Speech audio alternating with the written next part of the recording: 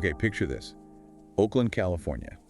You see Zara Ahmed, young woman, wearing a hijab, tool belt on her waist, getting off her electric bike. Right. She's the leader of this group called Guardians of the Block.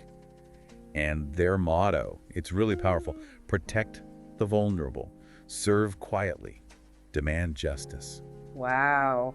Yeah, that image, it definitely makes you stop and think, doesn't it? It really does. It stuck with us, and it got us thinking about, well, chivalry, a concept we kind of thought we understood. It's true. You hear chivalry and instantly, you think of knights, maybe saving someone, that sort of thing. The classic image. Exactly.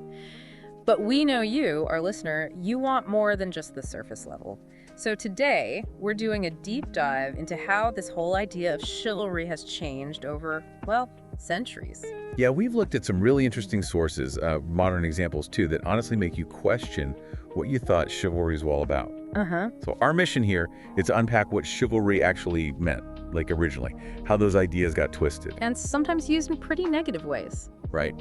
And then look at the, frankly, inspiring and sometimes surprising ways people are reclaiming it, redefining it right now in the 21st century. You might find some real insights into modern ethics, community action, too. Okay, let's dive in. First up, untangling that traditional view from, well, the reality. Yeah, and what's really interesting is how different the romanticized picture is from, the historical facts. We think courtly love, traumatic rescues. Right, the Hollywood version? Pretty much. But if you go back to, say, 12th century Europe, these things called chansons de geste, basically songs of deeds, they popped up. Okay. And they presented chivalry more as like a spiritual and ethical code, specifically for the warrior class. These stories really shaped the early ideas. So it wasn't just knights swooping in to save damsels. I was really struck by those early manuals, like the Book of the Order of Chivalry from, 1275? Yeah, that's the one. It actually emphasized stuff like humility and the knight's job being to protect the peasants. That's not the vibe we usually get.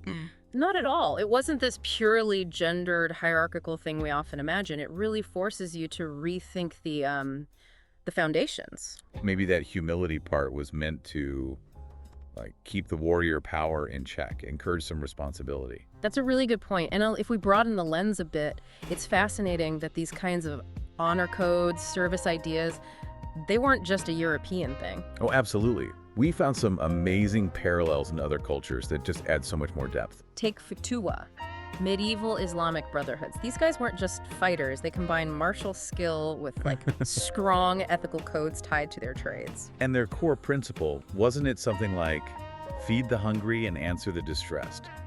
Ibn al-Mimar, 13th century. That's exactly it. And when you hear that, well, it's hard not to think of Zara and her guardians back in Oakland, right? Yeah, that connection is definitely there. And then you've got Bushido in Japan, the way of the warrior. Yeah. Sure, it's stress loyalty, big time.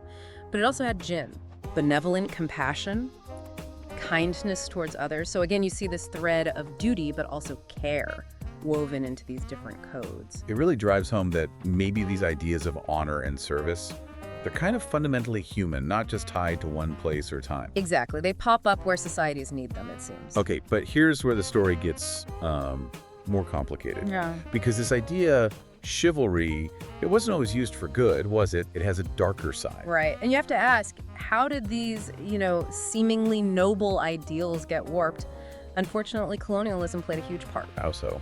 Well, in Victorian England, they sort of repurposed chivalry, used it to build and justify racial hierarchies. Colonized people were painted as uncivilized, needing European guidance. And women, they were cast in this passive role, always needing male protection. It's pretty uncomfortable to think about.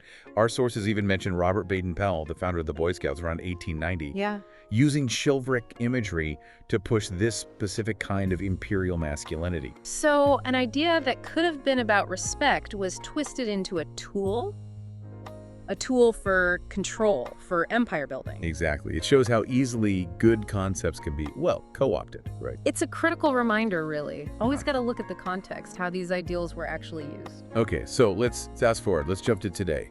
Because despite that dark side, we're seeing some really creative ways people are trying to reclaim the core principles: protection, service, justice for our time. Yeah, some really cool modern reinventions happening. The first one is interesting. It uses data. A data-driven approach to gender equity. Yes, this is a big shift. There was this 2022 UNESCO study. I saw that. It found this clear link. When you teach gender equality in schools, in civic education, you see a big jump, like 34% in young people doing community service. Places like Sweden or Rwanda. So teaching equality actually encourages that sense of civic duty, like the original idea of serving the community. It seems so. It connects back in a way. And then you have groups like Caballeros Modernos in Bogota. What are they doing? They're training men in active bystander tactics, basically how to intervene against street harassment. But it's not about being the big hero swooping in, is it? No, exactly. The founder, Carlos Mendez, he put it really clearly. We're not rescuers. We're allies amplifying women's voices. That's a key difference, isn't it? Using your position to support, not take over. Right. It's protection based on solidarity, not paternalism. It's about changing harmful behaviors. Okay, second experiment. Art. Using art to challenge the old ideas. Tell us about Hen Samir in Cairo. Oh, she's amazing, a street artist, and she takes traditional Arab chivalric poetry stuff that's really deep in the culture and flips it in her murals. How does she do that? Well, there's this one piece. She took a line from a 14th century poem, something like, "A knight's honor lies in his scars." Okay. And she overlaid it with these powerful images of female healthcare workers during the COVID pandemic. Wow. That's quite a statement. It forces you to think about who we call brave, who we see as honorable now. Totally. And she says something really striking about it. Yeah. She said, "Our nurses have more muwa than any ancient hero." Now, muwa, it's this Arab concept, covers virtue, honor, even manliness. So applying that term to women, especially healthcare workers. She's directly challenging and expanding who gets to be seen as heroic, who embodies honor. It's powerful stuff. Okay, third reinvention. This grabbed me using technology. Yeah. Algorithmic armor, almost. Yeah. The Knighthood Project in South Africa. Yeah, this is super innovative. They use AI, artificial intelligence, to map out hotspots for gang violence. Right. And then they send in trained youth mediators to those specific spots. The idea is to get there before things escalate, to de-escalate conflict. Proactive intervention. The developer, Thandiwe Nlavu, she called it a digital roundtable. I love that analogy. It bridges the old and the new perfectly. And it's actually working, making a difference. Seems like it. A 2023 study from the University of Cape Town showed a 22% drop in retaliatory attacks in the pilot areas. 22%, that's significant. It really suggests these modern tech-driven approaches can actually embody that protective element of chivalry today. Of course, it's not all smooth sailing. Not everyone is on board with rethinking chivalry, are they? There's pushback. Definitely. And that raises big questions about who gets to define these ideas and why. We see traditional symbols being co-opted, sometimes for pretty nasty reasons. Like what? Well, think about France's National Front, using Joan of Arc imagery, a figure tied to French heroism, chivalry even, but using it for xenophobic policies back in 2021. Wow, okay. Or in Japan, some ultranationalist groups using Bushido to push, historical revisionism, twisting the past. And the internet. That's become a huge battleground for this stuff, hasn't it? Like that hashtag gentleman challenge on TikTok. Oh, yeah. On the surface, it looked like, promoting politeness, opening doors, paying for coffee. Seems harmless enough. Well, it sparked a lot of feminist critique because, as the Nigerian activist Kioma Nadi put it, and this really nails it, it's not helpful if my coffee gets paid for but my paycheck stays smaller. Focusing on the surface stuff while ignoring the deeper inequality. Exactly. The concern is it reinforces old gender roles without tackling the real systemic issues. But then you see responses like hashtag feminist chivalry popping up. Right. Which is fascinating. It's not just throwing out the old ideas, it's actively trying to reshape courtesy and respect to include things like calling out microaggressions, challenging everyday sexism. So it's a really active redefinition happening. Very much so. People are really grappling with what it means today. So where does this leave us? Looking ahead, what's the future of chivalry? Gen Z seems pretty involved in this conversation. They really do. Take the Dragonfly Collective. It's this global network of teenagers using Dungeons & Dragons, believe it or not, to workshop ethical dilemmas. You have paladins, classic chivalric figures fighting things like climate change and transphobia in their games. That's actually brilliant, using fantasy archetypes for real-world issues. It shows how young people are taking these ideas of heroism and applying them right now to today's problems. And it's even filtering into policy, isn't it? Not just grassroots stuff. We're starting to see it. Scotland's Civic Courage Act from 2023 funding bystander training. That's huge. What? Or Chile formally recognizing community protectors as official volunteers.